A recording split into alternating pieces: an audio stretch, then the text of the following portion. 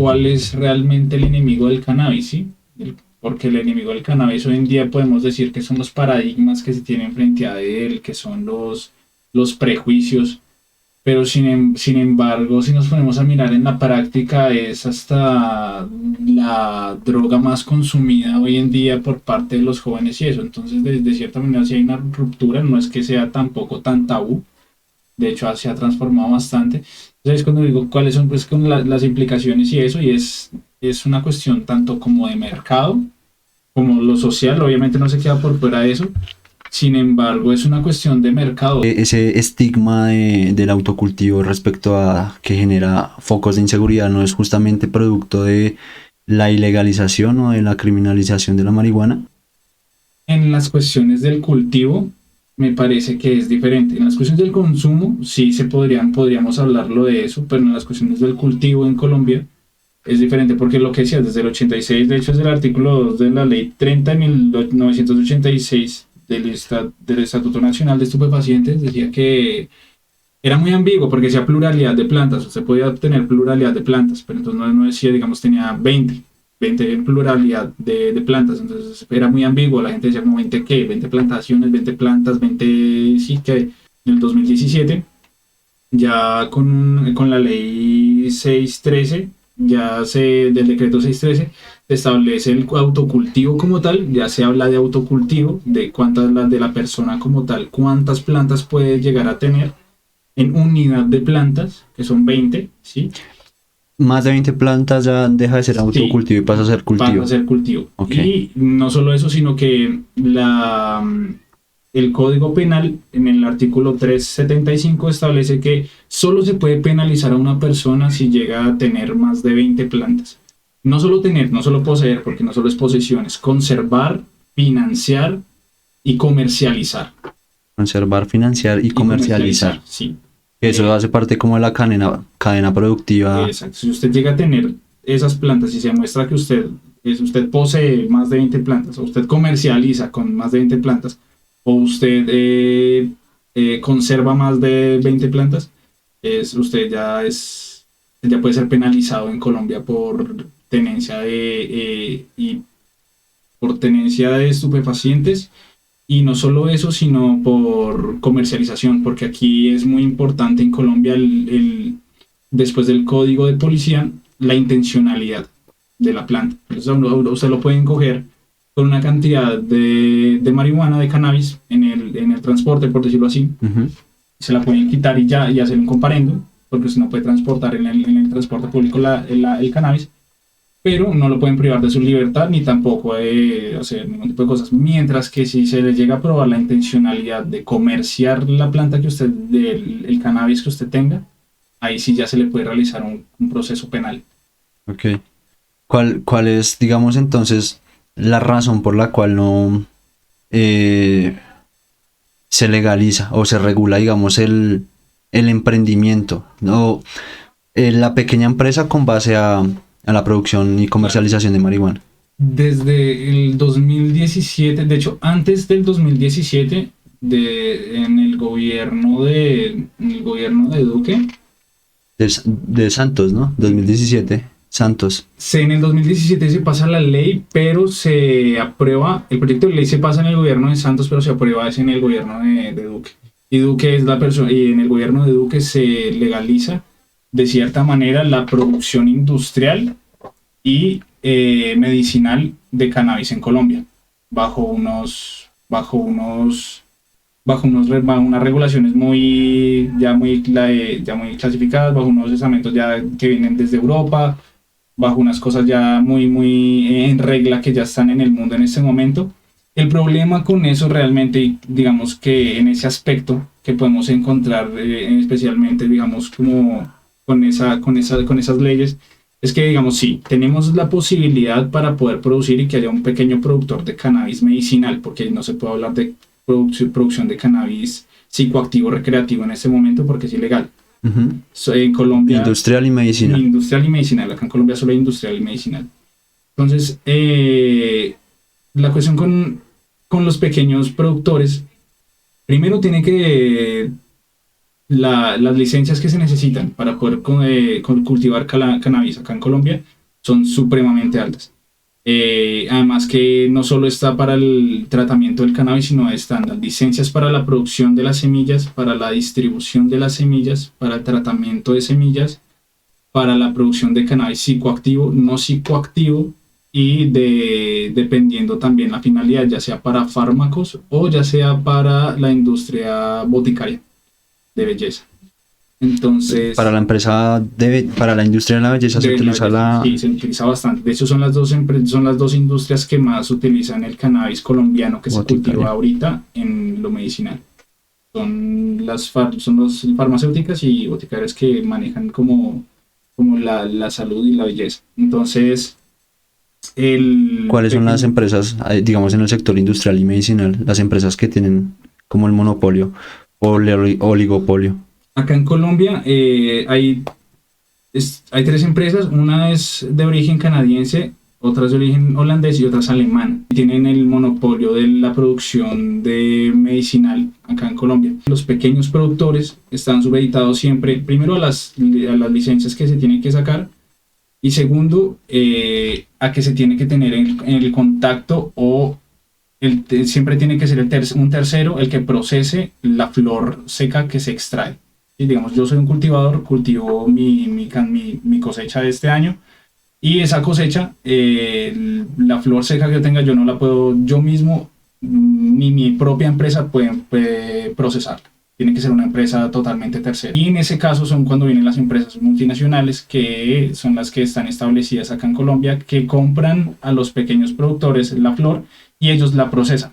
Y ellos sacan los extractos ya como tal de ya sea CBD, THC o de cáñamo industrial, y solo el 15% más o menos de la producción de cannabis medicinal acá en Colombia se queda acá en Colombia.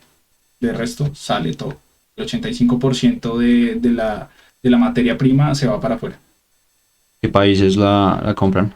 Canadá, Alemania, Holanda y Estados Unidos. Son como los principales países compradores en este momento de la flor seca. Y pues porque también son los países que más han desarrollado la industria de los fármacos, de la belleza. En lo industrial me había hablado Summers una vez para la industria automotriz, creo que Sí, se claro. utilizaba la marihuana. El cáñamo. El cáñamo. En Holanda ya hay empresas que están. En Holanda ya hay empresas que ya están desarrollando plásticos biodegradables a partir de cáñamo industrial de la planta ruderalis, porque la planta tiene como tres especies. Están clasificadas en tres tipos. Entonces está el cannabis sativa, la cannabis indica y la cannabis ruderalis. La cannabis ruderalis es donde se extrae el cáñamo que no contiene, el cannabis que no contiene THC en altas cantidades ni se ve significativo, pero sirve mucho para la construcción y ese tipo de cosas, que es el cannabis, que es el cáñamo industrial que normalmente conocemos. El cáñamo industrial la industria del cáñamo industrial viene desde hace muchísimo. De hecho, las redes, antes de que uno de los problemas aquí, como un datico, es que uno de los problemas que más como impacto genera en el mundo son la pesca de arrastre, y es porque las redes son hechas de nylon y no son biodegradables. Antes, de hecho mucho antes, las redes eran diseñadas a partir de solo cáñamo, entonces eran biodegradables en su 100%. Claro, es un debate económico porque ¿quiénes son los dueños del nylon? ¿Quiénes son los que producen el nylon, no? Claro, entonces también es como vemos como también esa industria del cáñamo también se ha visto reducida, porque pues el petróleo es mucho más rentable que el cáñamo, ni siquiera más rentable, sino la industria está acomodada de una manera en que es mucho más complejo poder establecer un mercado de cannabis, porque primero el cannabis es mucho más accesible, muchísimo más accesible. No necesitamos de tener un martillo hidráulico sacando del suelo, ¿sí? Y una gente hiper especializada para eso, ¿no? Sino que la gente puede empezar. Eso es lo bonito del autocultivo y el cultivo, que uno puede empezar a empapar de eso, sí, empezar a producir eso. Y hay personas que se han montado unos negocios de cannabis en el mundo muy, muy, muy buenos y han partido así cultivando en sus casas, empezando con cultivos indoor hechos a mano, empezaron a experimentar con la planta, empezaron surgiendo así, entonces Digamos, para hablarle un poco a las personas que escuchen este podcast, ¿qué negocios así caseros se podrían empezar a iniciar a partir del autocultivo? bueno, es complicado porque en Colombia, según la ley, dicta que la producción de cannabis que uno sabe que es su autocultivo es Para uso solo recreativo. para uso. Pero pues es como el guiño, ¿no? Porque Sí, güey, claro, sí, claro. eso no existe. O sea, en la práctica no existe. Claro, digamos que si lo hablamos en cuestiones, digamos, de fácticas y de lo que está establecido, podemos decir que lo que usted produce, usted no puede hacer absolutamente nada con eso. Ujú. Sin embargo, hay personas que han innovado en la cuestión y están sacando productos comestibles sin THC, están sacando productos también de belleza, como por ejemplo aceites, están sacando también, por ejemplo, comestibles, también aceites también tipo comestibles extraídos de las semillas. La industria alrededor de la comida en el cannabis es sumamente amplia. Chile es uno de los países que más lleva tiempo innovando en eso y produciendo productos para, digamos, ya sea aceite para cocinar, jabones, pero que no tienen ningún tipo de contenido de THC ni SD, entonces no están catalogados como drogas, entonces ahí ya es cuando se puede separar eso y decir como, bueno, ya no estoy trabajando con algo psicoactivo, ya no estoy trabajando con algo, sino que yo ya le hice un proceso lo suficientemente pues, extenso para poder producir simplemente con, no sé, una esencia, con las propiedades alimenticias que tiene por lo menos la semilla del cannabis, ¿sí? Que no tiene ningún contenido de THC, no son psicoactivas, pero tiene otros tipos de cosas que también se pueden aprovechar de manera pues muy, muy amplia. También está la salud de eso, los aceites, la comida, también tenemos la producción de artesanías con la misma madera que se produce. Ujú. El intercambio de la flor hoy en día el mercado es supremamente amplio. Sí, no podemos dejar, puede que sea, digamos que algo que no esté muy legal establecido, pero todos sabemos que en el mercado se mueve, digamos, el intercambio de la flor y eso. No solo están en ese momento los grandes vendedores sí, de cannabis y de marihuana de prensado acá en Colombia, que son las bandas criminales, que son los diferentes grupos al margen de la ley, algunas minorías que encuentran ahí cómo poder suplir eso, sino que también en ese momento tenemos un boom de que en las ciudades también se está empezando a cultivar, el acceso a la información ya está mucho más dado, entonces también hay un mercado que está surgiendo, hay por debajo en la ciudad acerca de eso que es el intercambio de la flor, sí, de gente que cultiva en sus casas, de gente que tiene eso y saca sus cultivos, saca sus resinas, sus cosas, entonces las va vendiendo así. Es un negocio que hoy en día está supremamente en los jóvenes, está pegadísimo, pues porque también de cierta manera no requiere de tanto esfuerzo y de estar, digamos que entregar su tiempo por completo, sino que también es una ganancia que podemos ahí encontrar. O sea, a mí lo que me llama mucho la atención, yo no soy consumidor ni nada, pero siempre que veo como el problema del consumo de cannabis, hablando del consumo recreativo, del uso recreativo del cannabis, veo que es muy normal, o sea, como le digo, la ley se la pasan por las pelotas todo el mundo, weón, o sea, todo el mundo sale a un parque y lo pega, todo el mundo, es como de hecho algo muy cultural el hecho de que ahorita la gente lo pegue, o que la gente venda brownies, todo lo que su merced está explicando es muy normal, weón, es muy tranquilo. Entonces, ¿cuál es esa razón? No sé si sea una razón cultural, una razón moral, o hay una razón económica por la cual no se ha legalizado o se ha regulado más allá del uso de la dosis mínima la marihuana para consumo recreativo como tal, bueno, o Claro. sea, generalmente. Yo creo que para eso podemos remontarnos, yo creo que eso se puede explicar también con los fenómenos históricos que han sucedido en Colombia y es que el cannabis está ligado. Primero, o sea, tenemos que recordar la bonanza marimbera que se dio en Colombia entre los 60s, entre los 70s y 80s, y la mayoría de esos corredores que se utilizaban para el tráfico de bienes, ya sea como de contrabando normal, como son, no sé, electrodomésticos, ese tipo de cosas, ya estaban dados los corredores por donde salía y entraba la mercancía. Entonces, cuando llegas a Bonanza Marimbera, cuando descubren que Colombia tiene un potencial para poder cultivar y descubren la Santa Marta Golden, que es una de las cepas de marihuana más reconocidas del mundo y la encontraron acá en Colombia. Obviamente eso ya la habían traído de otro lado, ya habían cruzado, pero pues la manera en que la cepa que se había producido acá gracias a las condiciones era muy buena. Entonces se enamoraron de esa planta, empezaron a utilizar los corredores que ya estaban establecidos del tráfico de bienes. Entonces ya sabían cómo era que por ahí podían pasar eso. Entonces empezaron con la amapola. Después de la amapola llegó la bonanza marimbera y fue cuando empezaron a utilizar esos mismos corredores para poder pasar el cannabis. Entonces digamos que de cierta manera tenemos una influencia tanto histórica de los procesos que hay, digamos, como de que no es que solo se trafique ya o que cojan un barco y saquen, no, ya hay unas rutas muy establecidas, hay gente que se beneficia de eso, hay un negocio de por sí en eso. Entonces es muy difícil arrebatar ese negocio porque es un negocio tanto como rentable como muy rápido, ¿sí? Por eso las bandas los grupos ilegales acá en Colombia utilizan tanto el cannabis y la marihuana como una de las herramientas para poder llegar como a financiar sus fines. Porque en 6 meses, usted ya puede, 6 a 8 meses, usted ya puede tener una cosecha completa. Y pues ellos no le dan como el tratamiento y el cuidado necesario. Entonces en 6 meses usted ya puede tener un libro de prensado, sí, una libra de prensado usted la puede tener disponible.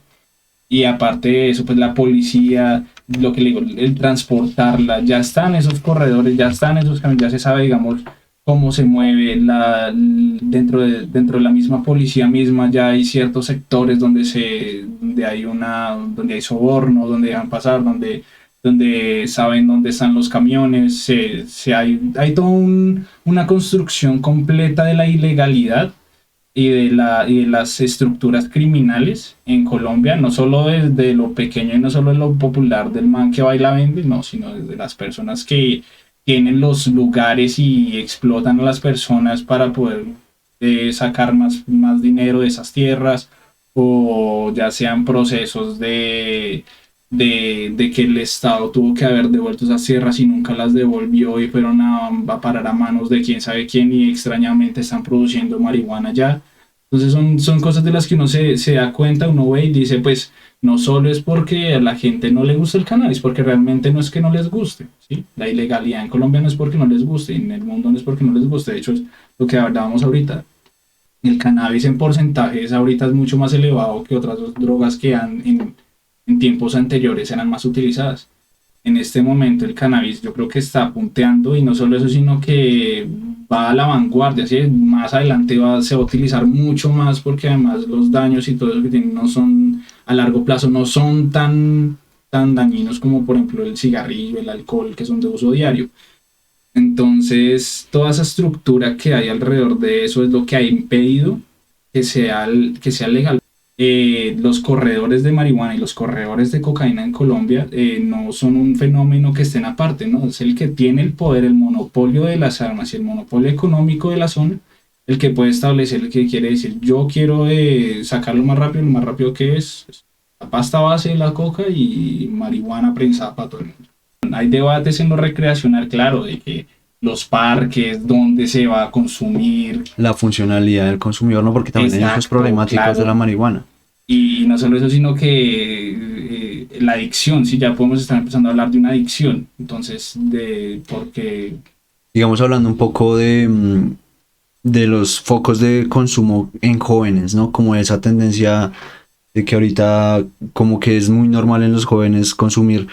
¿Qué implicaciones individuales puede tener el consumo en jóvenes, digamos, que lleguen a los 25 años y hayan empezado a los 14 a consumir? Ok, grande, ¿no?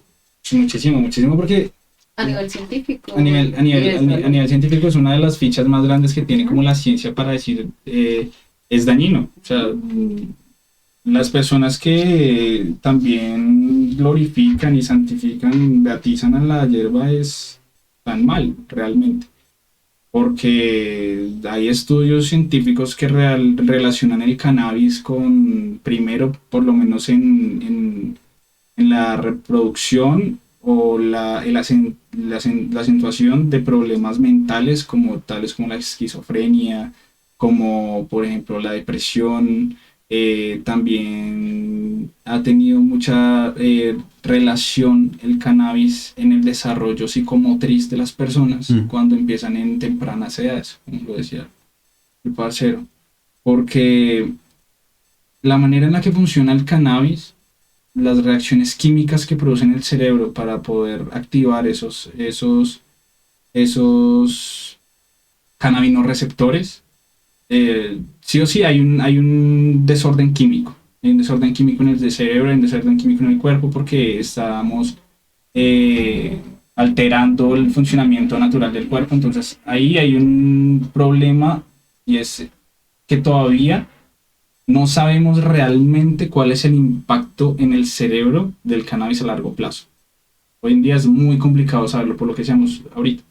Digamos, también por eso el cigarrillo y eso, sabemos que es dañino, pero ¿cuánto tiempo hemos tenido que pasar experimentando con el cigarrillo para poder saber que es dañino? El desconocimiento también de los procesos de cultivo, de la cultura canábica, porque de hecho es difícil uno mantenerse, digamos, yo soy consumidor constante de cannabis y con lo que yo cultivo es difícil porque no tengo los espacios ni los medios para poder tener las 20 plantas, pues, ¿sí? Produciendo, sino que tengo un pequeño lugar donde producir y eso no me da para poder yo abastecerme todo el año de todo el cannabis. Entonces, ¿Qué necesita? Sí. Entonces, si hablamos de eso, es muy difícil decirle a una persona, decirle como, no, es que la solución es el autocultivo. Es que el autocultivo enseña a la gente a autorregularse, weón. Sí, mucho también, claro. Empezar ahí. O sea, empezar antes de pensar que el Estado me regule el mercado, bueno, pues regúlate tú. Regular mi consumo, claro, esa también sería una de las cosas que además también viene con el cultivo, y es que es totalmente diferente uno consumir la flor que uno saca a consumir ese prensado que venden. El prensado que venden, lo que le digo, también pueden tener un montón de cosas que usted a la hora de consumir se puede hacer adicto a eso porque no sabe qué le están echando. O lo contrario es que no le hace nada y usted necesita más, entonces porque no cumple con los estándares de lo que es, sí. Hay la otra cosa es generar pedagogías acerca del consumo. Pedagogías acerca del consumo. Que sigan existiendo programas como Échele Cabeza cuando se le den la cabeza, Control y ese tipo de plataformas que incentivan la pedagogía, no incentivan el consumo, pero sí la pedagogía acerca de los consumidores y el consumo. Claro, los riesgos porque son supremamente altos a la hora de consumir. ¿Cuántas personas estamos de hecho, nosotros que somos jóvenes sabemos que estamos en un momento en que la mayoría de personas están en cualquier momento a punto de tener una sobredosis? Tener en cuenta las repercusiones de la salud es muy importante y el desarrollo de la niñez. Sí o sí hay que tener ese debate sobre la mesa. El consumo responsable es lo que hace también que haya una desestigmatización de la planta y no solo eso, sino que el mercado pueda llegar a consolidarse como es y de una manera pues correcta, ¿sí? Digamos que las personas no solo están que el Estado y la empresa empieza a vender, sino, hey, parce, cómo nosotros nos relacionamos con el mercado de la hierba, cómo yo me relaciono con el producto, ¿sí? Como tal, ¿sí? ¿Dónde lo consigo? ¿Cómo lo consigo? ¿Qué es lo que me estoy consumiendo? ¿De qué características lo quiero? ¿Sí? Ese tipo de cosas. Y, ¿qué otra cosa? La única manera la única acción que un ciudadano podría llevar a cabo en contra del monopolio ilegal del cannabis es no comprando. En un caso no comprar o uno cultivar y uno decir, hey marica, esto es mío, no tiene ningún tipo de sangre, no tiene ningún tipo de intermediario tercero que pudo haber sido con violencia de algo, ¿no? Eso es una ganancia muy muy grande. No decir, yo estoy consumiendo algo que primero estoy produciendo riqueza porque está produciendo algo que no existía Y si usted lo intercambia algo chimba, y si usted no mata a nadie, y si usted no está, no sé, robando a nadie tampoco, si usted no tiene unos canales de ilegales, ¿por qué tiene que estar mal también? Sí, entonces eso, si usted está cultivando su hierba, si usted está cultivando sus cosas, no está mal tampoco que un parcero llegue y le diga, venga, parce, venga, hagamos una transacción con esto, ¿sí? No está mal. Entonces también está la cuestión de los negocios, digamos que el auge del cannabis ahorita hay que cogerlo. O sea, ahorita lo que se viene es un auge tremendísimo y hay que tomar eso. Hay que empezar a aprovechar las oportunidades de negocio que está brindando el cannabis y aquí en Colombia se han abierto un montón de oportunidades, un montón. Y si se da la regulación del proyecto de ley de regulación de uso adulto de cannabis, las posibilidades van a ser altas porque de hecho lo que como que los principales pilares de esta reforma son como promover los derechos humanos, la salud pública y la seguridad de la población colombiana. Nico, gracias perrito severo, weón, Qué que chingón, haya parce. aceptado esta invitación, parce. Gracias, León. Y nada, a todos los interesados en estos temas de regulación, de legalización, de consumo, de autocultivo de cannabis, pues parce, acá Nico es el capo de capos. Esperamos seguir haciendo podcast acerca de esto y bueno, esto es su bacteria, muchas gracias.